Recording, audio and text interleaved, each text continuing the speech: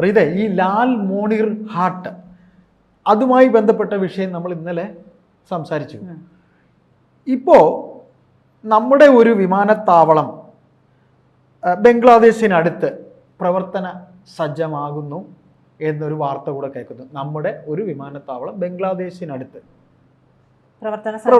ആകുന്നു. ഈ രണ്ട് കാര്യങ്ങൾ, ഈ ലാൽ മോണിർ ഹാട്ടും നമ്മുടെ പ്രവർത്തന സജ്ജമാകാൻ പോകുന്ന വിമാനത്താവളവും, ഇത് രണ്ടും തമ്മിൽ എന്തൊക്കെയോ ചില കാര്യങ്ങളുണ്ട്. അതായത് ഈ ലാൽ മോണിർ ഹാട്ട് എന്ന് പറയുന്നത് ബംഗ്ലാദേശ് ചൈനീസ് സഹായത്തോടെ നവീകരിക്കാൻ ശ്രമിക്കുന്നു എന്നുള്ള വാർത്തയാണ് കഴിഞ്ഞ ദിവസം പുറത്തു വന്നത് നമ്മൾ പറയുകയും ചെയ്തത്. അത് ഇന്ത്യയെ ഏറെ അലോസരപ്പെടുത്തിയിട്ടുണ്ട്. കാരണം ചൈനയുടെ സഹായത്തോടെ എന്ന് പറയുമ്പോൾ അവിടെ ചൈനയുടെ എന്താ പറയുക ആളുകൾ, ചൈനീസ് ഉദ്യോഗസ്ഥർ അവിടെ ഉണ്ടാകും, അവരുടെ ചില നീക്കുപോക്കുകൾ അവിടെ ഉണ്ടാകും എന്നുള്ളത് ഉറപ്പ് തന്നെയാണ്. ചൈന എന്ന് പറയുന്നത് ഇന്ത്യയെ എങ്ങനെ എന്താ പറയാ, ഇന്ത്യയോട് മത്സരിച്ച് നിൽക്കുന്ന ഒരു രാജ്യമാണ്. അവർ മുന്നിലാണ്, പലതുകൊണ്ടും മുന്നിലാണ്. മത്സരബുദ്ധി നമുക്കിടയിലുണ്ട്. അതെ, ഈ അതെ, ഡോക്ലാം പ്രശ്നങ്ങളും ഒക്കെ അവിടെ നമുക്ക് അതിർത്തിയിൽ നിലനിൽക്കുന്നുണ്ട്. അപ്പൊ ചൈനയ്ക്ക് ഇന്ത്യയോടൊരു ചൊറിച്ചിലുണ്ട്, ഇന്ത്യ ഉയർന്നു വരുന്നത് കൊണ്ട്. അതെ, അതുണ്ട്. അപ്പോൾ ആ രീതിയിൽ നിൽക്കുന്ന ഒരു രാജ്യം നമ്മുടെ അയൽ രാജ്യമായിട്ടുള്ള ബംഗ്ലാദേശിൽ ഒരു വിമാനത്താവളം പുനർനിർമ്മിക്കുന്നു എന്ന് പറയുമ്പോൾ സ്വാഭാവികമായും അവിടെ നമ്മുടെ ഒരു കണ്ണ് വേണം. അത് എന്തിനായിരിക്കാം? ഞാൻ കഴിഞ്ഞ ദിവസവും പറഞ്ഞതുപോലെ കുൽസിത പ്രവർത്തികളാണല്ലോ ഇവരുടെയൊക്കെ മെയിൻ. ചൈനയുടെ പ്രത്യേക ലക്ഷ്യം തന്നെ കുൽസിതമാക്കുക എന്നുള്ളതാണ്. അതെ. അപ്പൊ പാകിസ്ഥാൻ ആയുധം കൊടുക്കുന്നത് മൂലം കുൽസിത പ്രവൃത്തി ആരംഭിക്കുക. കുറച്ച് കുൽസിത പ്രവർത്തികൾ ബംഗ്ലാദേശിലും നമുക്കെതിരെ നടക്കുന്നുണ്ട്. അതെങ്ങും എത്തില്ല എന്നുള്ളതല്ല, അതെല്ലാം ഏത് രീതിയിൽ നമ്മളെ ബാധിക്കുമെന്നുള്ളത്, നമ്മുടെ പുരോഗതിയെ ബാധിക്കുന്ന രീതിയിലേക്ക് ഇതൊന്നും വരരുത്. അതിനെതിരെ പ്രതിരോധിച്ച് നിൽക്കുക എന്നുള്ളതാണ് ഇപ്പോൾ നമ്മുടെ കേന്ദ്രം ചെയ്തുകൊണ്ടിരിക്കുന്നത്. അപ്പൊ എന്തായാലും ബംഗ്ലാദേശിലെ യൂനസിനെ അറിയാമല്ലോ.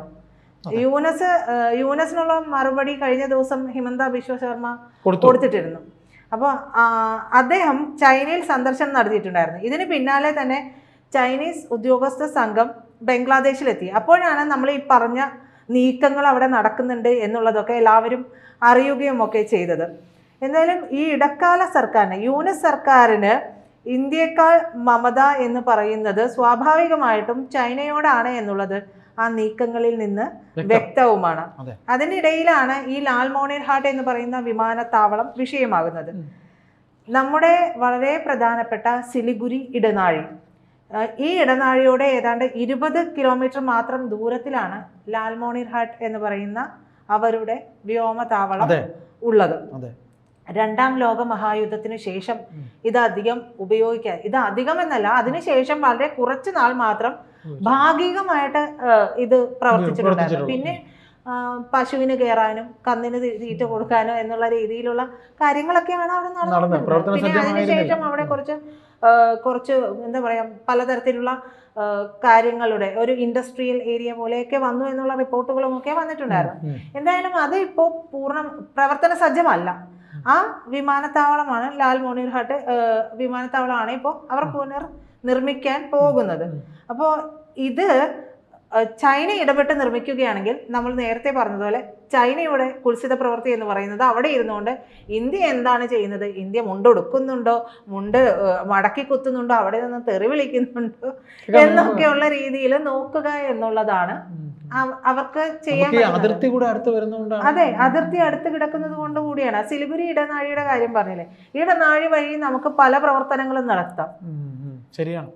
യൂനസ് ആണെങ്കിൽ അവിടെ ISI ഉൾപ്പെടെയുള്ള ISI ഇല്ലേ, ഇസ്ലാമിക ഭീകര സംഘടന, അവരെ ഉൾപ്പെടെ കൊണ്ടുവന്ന് അവിടെ പരിശീലനമൊക്കെ നടത്തുന്നുണ്ട്. ചിറ്റഗോങ് ഭാഗത്തുള്ള ഇടനാഴിയിലാണ് ഈ കൂടുതൽ പ്രശ്നങ്ങൾ, അവിടെ ഇത്തരത്തിലുള്ള പ്രവർത്തനങ്ങളൊക്കെ നടത്തുന്നത്. എന്നിരുന്നാൽ പോലും സിലിഗുരി ഇടനാഴിയിലും നമ്മൾ ശ്രദ്ധ വയ്ക്കേണ്ടതുണ്ട്. അപ്പോൾ ആ സിലിഗുരി ഇടനാഴിയെ സുരക്ഷിതമാക്കാനും ഒക്കെ ബംഗ്ലാദേശിന് മുന്നറിയിപ്പ് നൽകാനുമായിട്ട് 3 പതിറ്റാണ്ട് മുമ്പ് വരെ ഉപയോഗിച്ചിരുന്ന ഒരു വിമാനത്താവളമാണ് നമ്മൾ പ്രവർത്തന സജ്ജമാക്കാൻ പോകുന്നത്. ആ വിമാനത്താവളത്തിന്റെ കാര്യമാണ് ചേട്ടൻ ചോദിച്ചത്. 3 പതിറ്റാണ്ട് ഉപയോഗിച്ചിരുന്നതാണ് അല്ലേ? അതെ, 3 പതിറ്റാണ്ട് മുമ്പ് വരെ ഉപയോഗിച്ചിരുന്നു. 30 വർഷം മുമ്പ് ഉപയോഗിച്ചിരുന്നതാണ്. അത് വീണ്ടും പൊടിതട്ട് എടുക്കുകയാണ്. അപ്പം ഇത് ബംഗ്ലാദേശിനോട് അതിർത്തി പങ്കിടുന്ന ത്രിപുരയിലുള്ള കൈലാഷ്ഹർ എന്ന് പറയുന്ന വിമാനത്താവളമാണ്. കൈലാഷ്ഹർ വിമാനത്താവളമാണ് നമ്മൾ പൊടി തട്ടിയെടുക്കുന്നത്. ഈ വിമാനത്താവളം പ്രവർത്തന സജ്ജമായിട്ടുണ്ടെങ്കിൽ ത്രിപുരയിൽ ഒരു വിമാനത്താവളം കൂടി വരികയും ഇത് സ്വാഭാവികമായിട്ടും ത്രിപുര അതിർത്തിയോട് ചേർന്നാകുമ്പോൾ ബംഗ്ലാദേശിനോട് ചേർന്ന് കിടക്കുന്ന ഒരു ഭാഗമാണ്. അപ്പോൾ അവിടെ ഇരുന്നു കൊണ്ട് ഈ ചൈന കുൽസിത പ്രവൃത്തി നടത്തുമ്പോൾ നമുക്ക് പെട്ടെന്നൊരു അത്യാവശ്യമൊക്കെ വന്നു കഴിഞ്ഞാൽ അവിടെ നിന്ന് നമ്മുടെ എയർക്രാഫ്റ്റും കാര്യങ്ങളും ഒക്കെ അങ്ങോട്ടേക്ക് ഒന്ന് ത്രിപുരയ്ക്ക് അടുത്താണ്. ത്രിപുര അതിർത്തിയിലാണ് എന്നാണ് പറയുന്നത്. ബംഗ്ലാദേശിനോട് അതിർത്തി പങ്കിടുന്ന ത്രിപുരയിലാണ് കൈലാഷ്ഹർ വരുന്നത്. അപ്പൊ നിലവിൽ അഗർത്തലയിൽ മാത്രമാണ് അവിടെ വിമാനത്താവളം ഉള്ളത്. ഈ വിമാനത്താവളം സജ്ജമായിട്ടുണ്ടെങ്കിൽ അത് സമീപ സംസ്ഥാനങ്ങൾക്കും പ്രയോജനകരമാകും. ആ പ്രയോജനത്തെക്കാൾ ഉപരി നമ്മൾ ഈ പറഞ്ഞ പോലെ കുൽസിത പ്രവൃത്തിയൊക്കെ കാണുമ്പോൾ നമുക്ക് ഇടക്കൊന്ന് വെടിപൊട്ടിക്കാം എന്നുള്ള രീതിയിൽ വേണമെങ്കിൽ ഒരു എയർക്രാഫ്റ്റ് ഒക്കെ ഒന്ന് അങ്ങോട്ട് പോയി വരേണ്ടി വന്നിട്ടുണ്ടെങ്കിൽ അടുത്ത ഇതാണ്. അപ്പോൾ അത് സജ്ജമാക്കി എടുക്കുക എന്നുള്ളതാണ് ചെയ്യുന്നത്. അപ്പോൾ ഒരു എന്താ പറയാ, വ്യോമസേനയ്ക്ക് പറന്നിറങ്ങാനും എന്തെങ്കിലും കുരുട്ട് പരിപാടി കാണിച്ചാൽ തിരിച്ചടിക്കാണെന്നാണ് അർത്ഥം. അതെ, വ്യോമസേനയ്ക്ക് വേണമെങ്കിൽ ഒന്ന് പറന്നിറങ്ങാം, ഇന്ധനം നിറയ്ക്കാം, ഇതെല്ലാം ബംഗ്ലാദേശാണ്. അപ്പൊ 1971 ഇന്ത്യ പാക് സംഘർഷ യുദ്ധത്തില് ഉപയോഗിച്ചിരുന്ന വിമാനത്താവളമാണ് കൈലാഷ്ഹർ.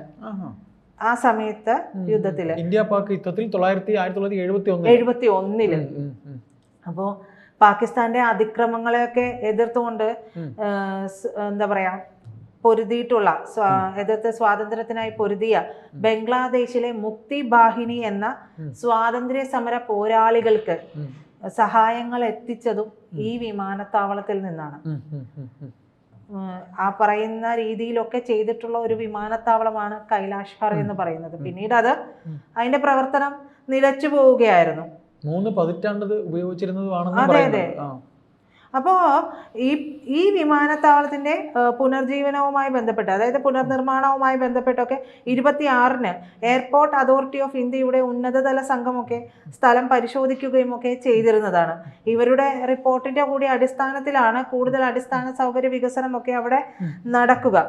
വിമാനത്താവളത്തിന്റെ വികസനം സത്യത്തിൽ നമ്മൾ പറഞ്ഞതുപോലെ തന്നെ ബംഗ്ലാദേശിന് ഉള്ള ഒരു മുന്നറിയിപ്പ് കൂടിയാണ്. ബംഗ്ലാദേശിലുള്ള അവരുടെ അതിർത്തിക്ക് അടുത്താണല്ലോ ഈ പറയുന്ന നമ്മുടെ ത്രിപുര വരുന്നത്, അവിടെയാണല്ലോ ഇത് ചെയ്യുന്നത്.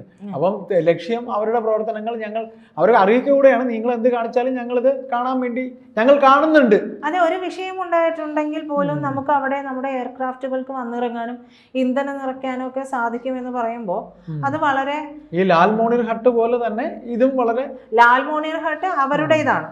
അതെ, ബംഗ്ലാദേശിന്റേതാണ് ലാൽമോണിർ ഹട്ട്. ആ വിമാനത്താവളമാണ് ചൈനയുടെ സഹായത്തോടു കൂടി ഈ ബംഗ്ലാദേശിന്റെ പകുതി ഭാഗവും ചൈനയ്ക്ക് പണയം വെച്ചിട്ടുണ്ട് യൂനസ്. ഇത് ചൈന ആണ് ഇതിന്റെ ഈ കാര്യങ്ങൾ പ്രവർത്തനങ്ങൾ ചെയ്യുന്നെന്നും പറയുന്നുണ്ട്. ഈ ലാൽമോണിർ ഹട്ടിന്റെ അതെ, അവരുടെ സഹായത്തോടെയാണ് ഇതിന്റെ പുനർനിർമ്മാണം നടക്കുന്നത്. അതെ, അതുകൊണ്ടാണ് ഇന്ത്യ അവിടെ ശ്രദ്ധ കേന്ദ്രീകരിക്കുന്നതും. ചൈന പുനർനിർമ്മിക്കുന്നത് കൊണ്ടാണ്. അവരവിടെ നിന്ന് എന്തെല്ലാം ചെയ്യാമോ അതെല്ലാം. ചൈനയെ കൂട്ടിപ്പിടിക്കുമ്പോൾ ഇത്തിരി പോകുന്ന ബംഗ്ലാദേശിന് ചെറിയൊരു കുന്തളിപ്പ് ഉണ്ടാകുന്നുണ്ടോ എന്നൊരു സംശയമുണ്ട്. ആ കുന്തളിപ്പ് വെറുതെയാണ്. ഒരു ദിവസം മതി ബംഗ്ലാദേശിനെ അടിച്ച് താഴെ ഇടാൻ. അരമണിക്കൂർ പോലും മതി ചിലപ്പോൾ. അതെ, അതും മതിയാവും.